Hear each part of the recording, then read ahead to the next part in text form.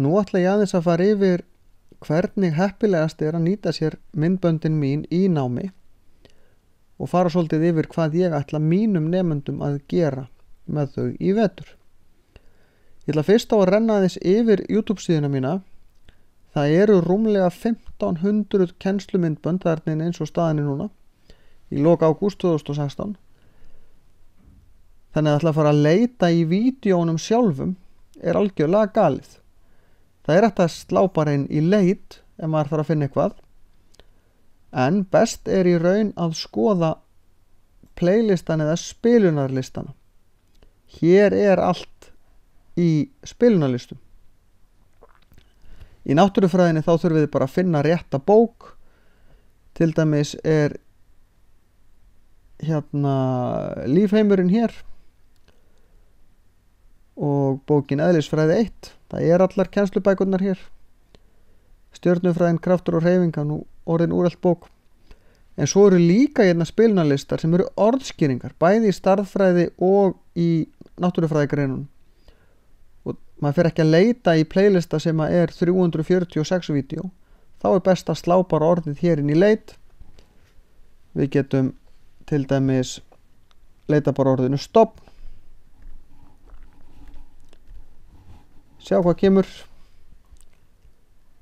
Og þá fáum við hérna. Þetta er ekkert alltaf alveg efst. En hér fáum við orðskýringavídeó. Þetta vídeó er heilar 45 sekúndur. Þannig útskýri ég stuttlega hvað stofn þýðir.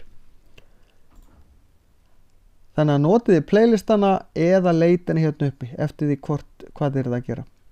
Á forsíðunni er hérna vídeó. Þetta er vídeó frá í fyrra. Að nýta sér myndböndi í námi. Ég ofta að setja vídeó sem ég er að búa til núna hér. Þannig að þið sjáu það. Og síðan koma playlistar. Ég ætla að taka þennan playlista hérna út sem er bara alltaf nýjustu vídeó. Þess þarf ekki. Ég hafi þessi tvö inni svona bara til gamans. Síðan á eftir að koma einni nýr playlisti fyrir 7. bekk. Því ég er að taka þetta upp í 7. bekk í vetur. Svo er þetta náttúrufræðin sem ég er að nota í 8. bekk, 9. bekk og 10. bekk.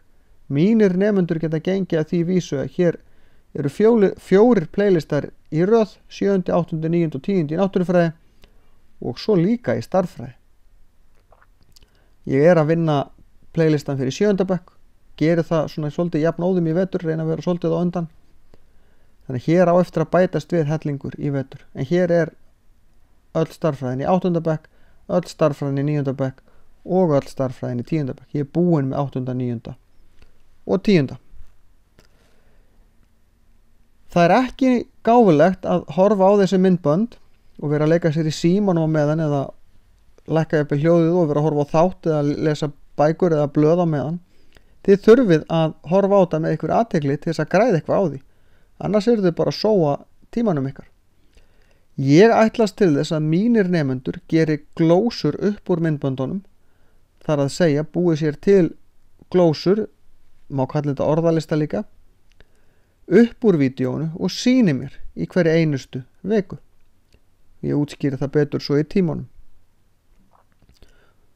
Í þessum glósum þá getur verið gott að nýta sér orðskýringamyndböndin.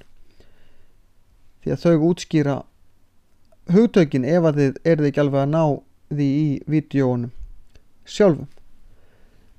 En af því að ég veit að það hendar, er erfitt fyrir sum að gera svona glósur, þá ætla ég að reyna að hjálpa ykkur við það, þar að segja mínum nemendum.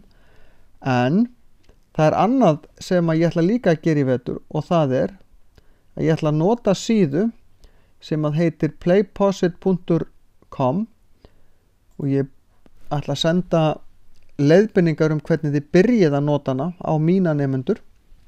Fyrir aðra þá þurfið þið eiginlega að snúa ykkur til ykkar kennara og fyrir kennara sem vilja skoða þetta þá er þetta virkilega þess virði að skoða.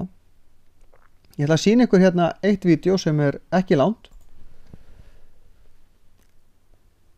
Af hverju fáum við norðurljós? Fjallar norðurljósin. Þannig er ég að útskýra og ég ætla að tala pínu yfir þetta núna. Þannig er ég að útskýra hvernig norðurljósin verða til og ég er búinn að setja inn spurningar. Hvaðan koma agnirnar sem valda norðurljósum? Þær koma frá sólinni. svara því, það er rétt, svo held ég áfram. Þetta fær nemendur til þess að horfa með allt annari athygli heldur en venjulega.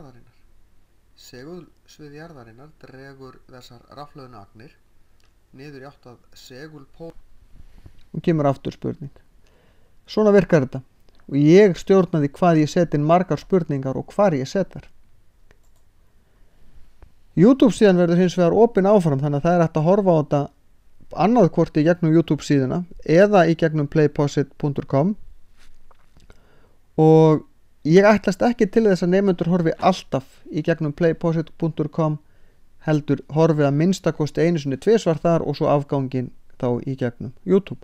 Það má horfa á þetta alltaf í gegnum og svara spurningunum alltaf til þess að bara læra það. En linkana að hvaða vídeo er fyrir hverja viku sjáu þið í heimavinnu áætluninni í Mentor, og þið fáið líka linkana að Playposit slóðunum þar. Þannig að Mentor er leiðin sem ég nota fyrir mína nemendur. Aðrir nemendur, þeir nýta sér að sjálfsögðu bara YouTube síðuna, og það er öllum nemendum frjálst að nýta sér þetta í kennslu eða í undirbúningi í sínu námi eins og þeir vilja. Það eru líka playlistar hérna í myndvinnslu og ljósmyndun. Hérna nokkrir kennslumyndbönd í ljósmyndun. Og einn ennum ljósmyndun einhvers staðar líka. Hérna eru playlistum tilraunir. Það er ýmislegt hérna.